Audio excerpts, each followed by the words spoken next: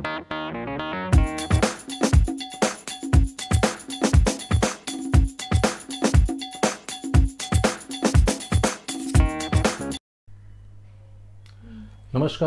मैं हूं मनोज तेरकर और इस वीडियो में मैं सीबीएसई क्लास 10 के स्टूडेंट्स को पेपर प्रेजेंटेशन बताने जा रहा हूं। At the same time answer sheet पे आपको आंसर बुकलेट पे कुछ डिटेल्स फिलअप करनी है। वो डिटेल्स कैसे फिल करनी है इसके बारे में जानकारी देने जा रहा हूं।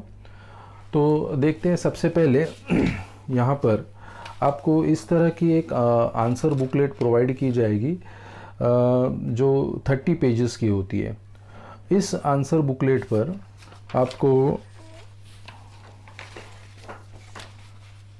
कुछ डिटेल्स इस तरह से भरनी है और डिटेल्स फिल करने के लिए आपके पास, आप एग्जामिनेशन हॉल में जाओगे तो ऑब्वियसली आपके पास ये एडमिट कार्ड होगा। तो एडमिट कार्ड को ही फॉलो करके आपको डिटेल्स फिल करनी है। जैसे कि सबसे पहले सब्जेक्ट, यहाँ पर मैं एक एग्ज़ाम्पल लेना चाहूँगा। मैथमेटिक्स का हम एग्ज़ाम्पल लेते हैं। सब्जेक्ट का नाम यहाँ पर हम लिखेंगे मैथमेटिक्स।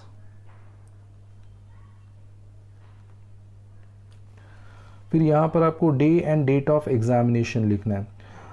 इस बार आपके टाइम टेबल के हिसाब से जो मैथ्स का पेपर है वो कुछ थर्सडे 12 मार्च को है।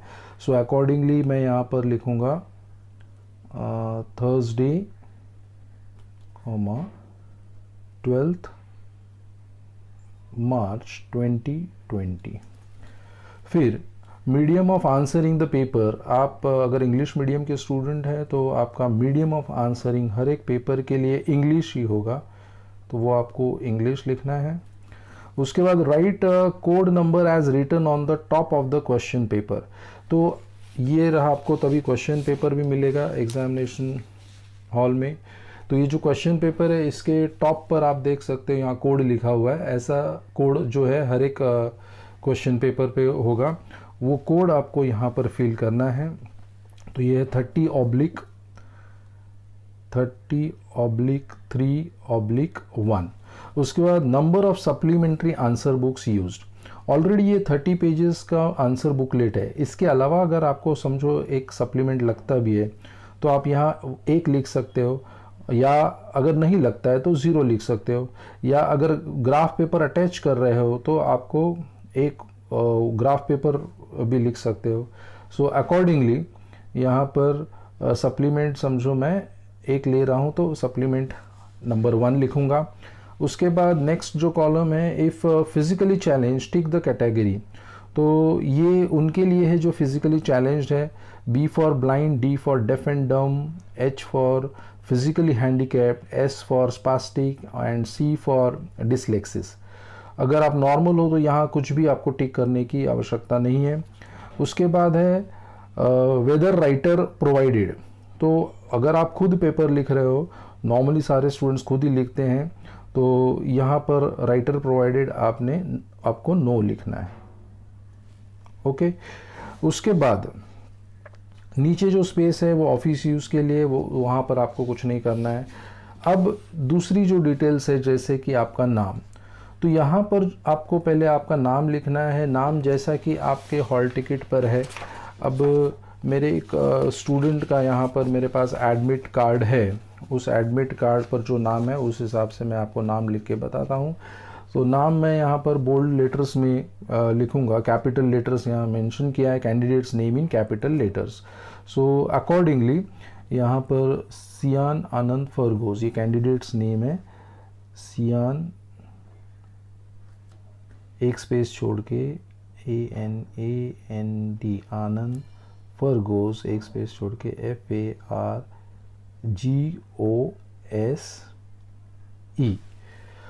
और जिस तरह से ये नाम लिखा हुआ है आप इसके नीचे देख सकते हो कि सर्टन सर्कल्स दिए हुए हैं और उसमें अल्फ़ाबेट्स हैं। तो ये जो S है, तो S बॉक्स के नीचे जहाँ पर S दिखाई देता है वो आपको डार्क करना है। तो ये E है, इसके बाद तो E में डार्क करना है। फिर A है,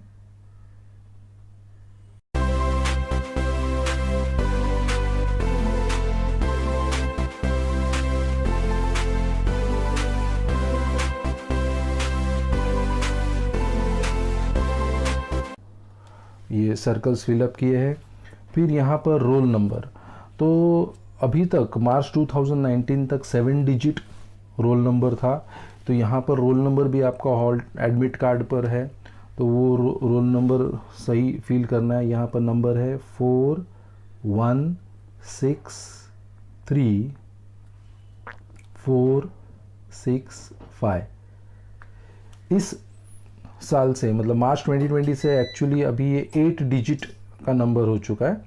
तो जो भी डिजिट्स है वो डिजिट्स को फिर से यहाँ पर आप देखोगे इसके नीचे भी सर्कल्स है, तो 4 को 4 पे यहाँ पे जो सर्कल है उसको डार्क करना है, यहाँ पे 1, फिर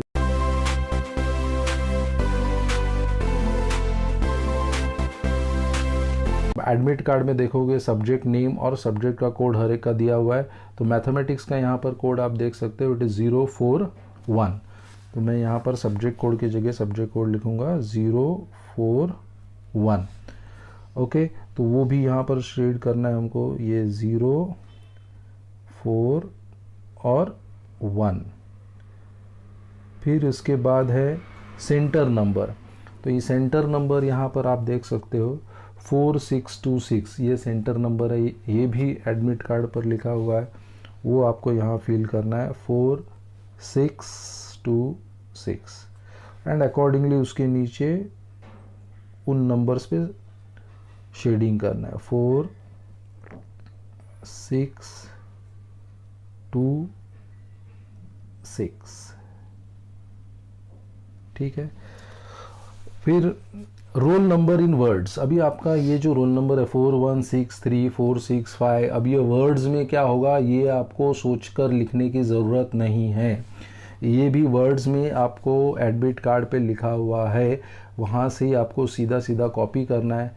यहाँ देख सकते हो आप 41,63,465 only, 465 ओनली। ठीक है। फिर फादर्स नेम जैसा एडमिट कार्ड पर है वहाँ पर फादर्स नेम लिखना है।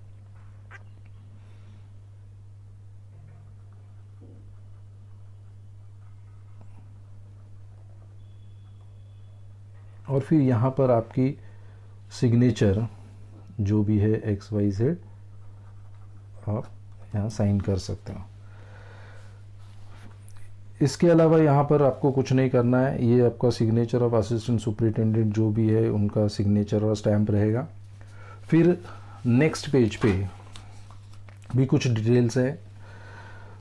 आप सोच रहे होंगे कि इतने सारे डिटेल्स भरने के लिए समय कितना मिलेगा, तो आपको पता होना चाहिए कि आपका 10:30 को जो पेपर स्टार्ट होने का टाइम रहता है, तो 10:30 से पहले मतलब 10 बजे आपके हाथ में आंसर बुकलेट आपको मिल जाता है, ताकि सफिशिएंट टाइम होता है ये सारी डिटेल्स फिल करने के लिए।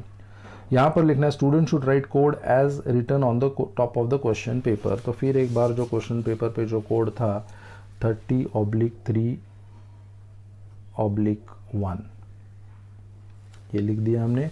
Number of supplementary answer books अगर समझो 1 लिया है तो 1 लिखना है, ये लास्ट में फिल करना होता है number of supplementary answer books. फिर एक बार रोल नंबर जो है ये पहला 7 डिजिट था, रोल नंबर 416346563465। फिर से ये रोल नंबर वर्ड्स में लिखना है, तो यहाँ पर ही देख के लिख सकते हो आप 41,63,465 465 ओनली, 465 ओनली। क्लास आपका 10th क्लास है। सब्जेक्ट कोड वो भी एडमिट कार्ड पे है 041। सब्जेक्ट नेम है mathematics. Medium of answering English. Day of examination Thursday. Date of examination है 12 मार्च 2020। और फिर सिग्नेचर जो है आपका वो आप कर सकते हो।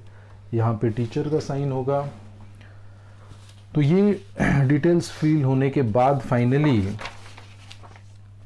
आपको आंसर पेपर लिखना शुरू करना है। आपको ध्यान रहे जो क्वेश्चन पेपर है, ये क्वेश्चन पेपर आपको ठीक 10:15 को 10:15 बजे आपके हाथ में ये क्वेश्चन पेपर मिलेगा। 10 बजे पहले आंसर बुकलेट मिलेगा और 10:15 बजे आपको क्वेश्चन पेपर, ताकि 15 मिनट आप डिसाइड कर सको कि किस तरह से इसके जो सेक्शंस हैं आपको सॉल्व करने। आपका प्लान, आपकी स्ट्रेटजी आप डिसाइड करके फिर फाइनली आपको पेपर सॉल्विंग जो है वो स्टार्ट करना है।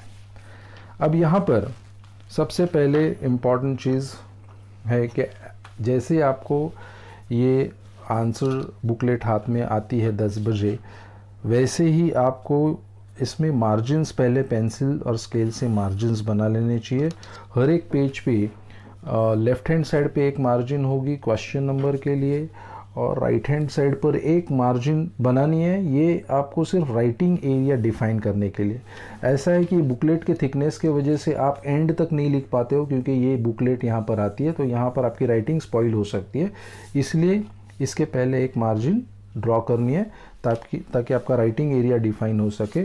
उसके बाद जो भी आप पहले सारे पेजेस पे मतलब ये मार्जिन्स बना के रख सकते हो।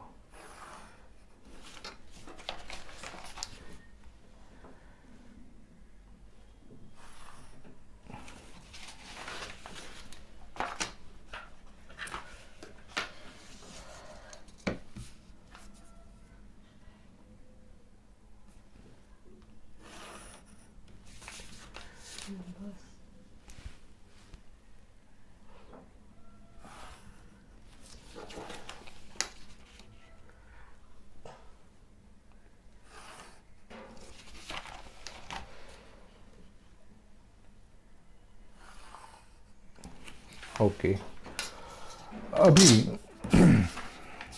यहाँ पर मुझे कुछ पेजेस पर आपको प्रेजेंटेशन बताना है, इसलिए मैंने कुछ मार्जिन्स बना लिए। आपको पूरे बुकलेट पर पहले से सारी मार्जिन्स बना लेनी। सबसे पहले तो हेडिंग होता है। जो भी सेक्शन आप स्टार्ट कर रहे हो, ध्यान रहे कि हर एक जो नया सेक्शन है, आपके section A B C D ऐसे 4 सेक्शन तक होते हैं सब्जेक्ट्स में। सो अकॉर्डिंगली जो सेक्शन का हेडिंग है वो आप ऊपर पहले लिखोगे। समझो सेक्शन A,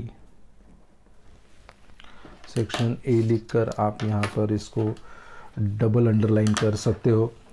ध्यान रहे ये जो प्रेजेंटेशन है ना, ये फर्स्ट टाइम तुम करने जाओगे तो टाइम लग सकता है, इसलिए इसकी प्रैक्टिस होनी चाहिए। मैं एडवाइस करूँगा स्टूडेंट्स को कि इस तरह की आंसर शीट्स लेके पहले से ही आप इस तरह के पेपर सॉल्व करो, ताकि एग्ज़ाम में आप इसको अच्छी तरह से कर पाओ। अभी समझो यहाँ पर मैं पहले मैथमेटिक्स का एग्जाम्पल लेना चाहूँगा कि क्वेश्चन नंबर समझो हम लिखते हैं, ये क्वेश्चन लिख लिया। अब जब हम इसको सॉल्व करते हैं, समझो क्वाड्रेटिक इक्वेशन हमको सॉल्व करना है। Solve a quadratic equation by formula method. तो इक्वेशन है समझो 3x² plus 7x minus 4 equal to 0। अब इस इक्वेशन को हमको सॉल्व करना है। तो इसको सॉल्व करने के लिए आपको पता है फार्मूला मेथड से सॉल्व करने के लिए हम इसे लिखते हैं on comparing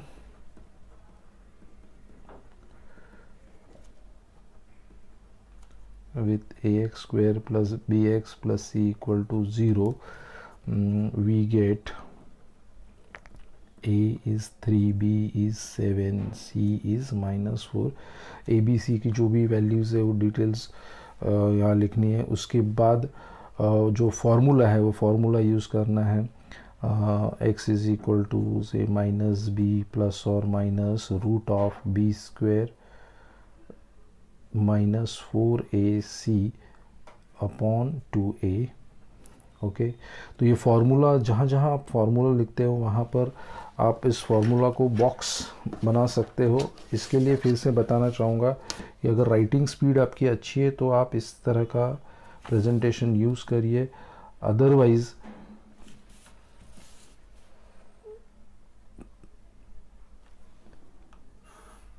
आपका पेपर छूट सकता है। इसीलिए ऐसे प्रेजेंटेशन के लिए स्पीड की ज़रूरत है और प्रैक्टिस की।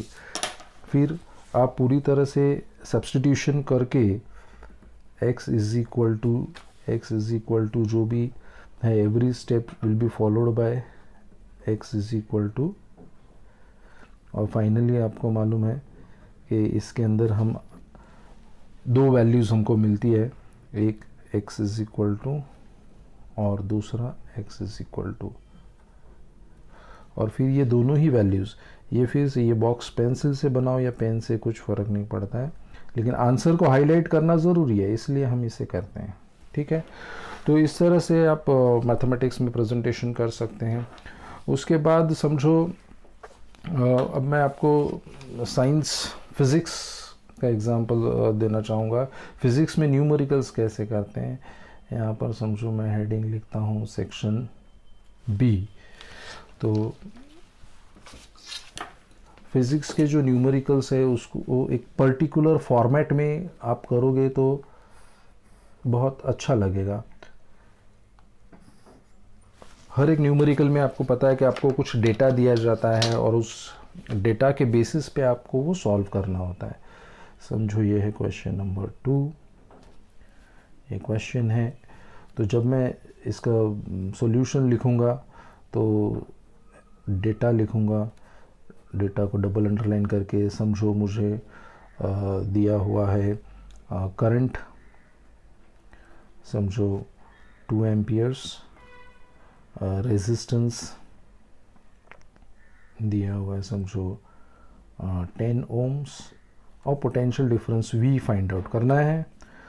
फिर ये डेटा हो गया लिख के, अब फॉर्मूला इसको भी डबल अंडरलाइन करके फार्मूला के सामने, फार्मूला आपको पता है इसमें ओम्स लॉ का इक्वेशन यूज़ होगा, V is equal to IR। तो जो भी फार्मूला यूज़ कर रहे हो उसको बॉक्स में डालना है। फिर substitution, V is equal to I is 2 and R is 10, so V is 20 ohms, sorry it is 20 volts। Potential difference मिल गया आपको। और फाइनली द फाइनल स्टेटमेंट, हर एक न्यूमेरिकल में फाइनल स्टेटमेंट, वो जैसे मैथ्स में वर्ड प्रॉब्लम्स में फाइनल स्टेटमेंट लिखते हैं वैसे न्यूमेरिकल में भी लिख सकते हैं। Therefore the potential difference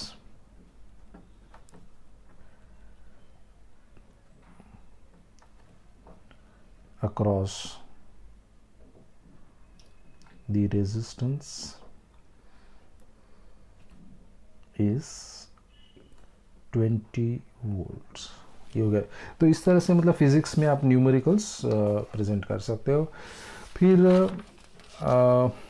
science में जब भी आप डायग्राम्स ड्रॉ करते हो, समझो यहाँ पर सेक्शन बी, तो ये रैंडमली मैं सेक्शन नंबर लिख रहा हूँ। इसमें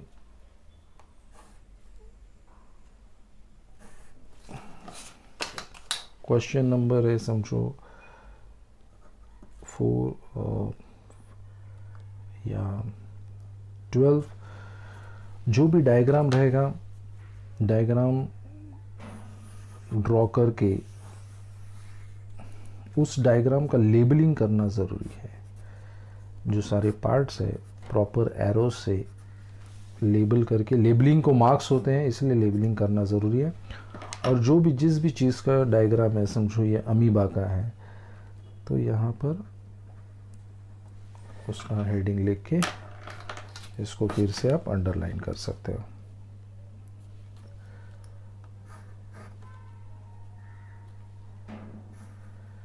ये हो गया फिजिक्स बायोलॉजी के बारे में।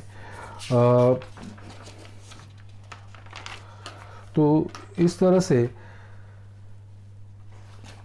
वर्किंग मैथ्स में जो भी आपको वर्किंग करना है वो मैथमेटिक्स में लास्ट पे आंसर बुकलेट का जो लास्ट पेज है, ये आपका स्टार्टिंग है और ये लास्ट पेज है ना, यहाँ पर आपको लिखना है रफ वर्क। और रफ वर्क करके यहाँ जितना भी आपको कैलकुलेशन करना है वो सारा कैलकुलेशन, सारी गंदगी लास्ट पेज पर कीजिए ताकि अंदर पूरा पेपर आपका नीट एंड टाइडी नज़र आए। तो रफ वर्क आप यहाँ पे कर सकते हो। परीक्षा में सफलता के लिए हार्दिक शुभकामनाएं। Wish you all the best. अगर आपको मेरा ये वीडियो पसंद आया हो तो इसे डेफिनेटली लाइक कीजिए, शेयर कीजिए, सब्सक्राइब कीजिए। Thank you.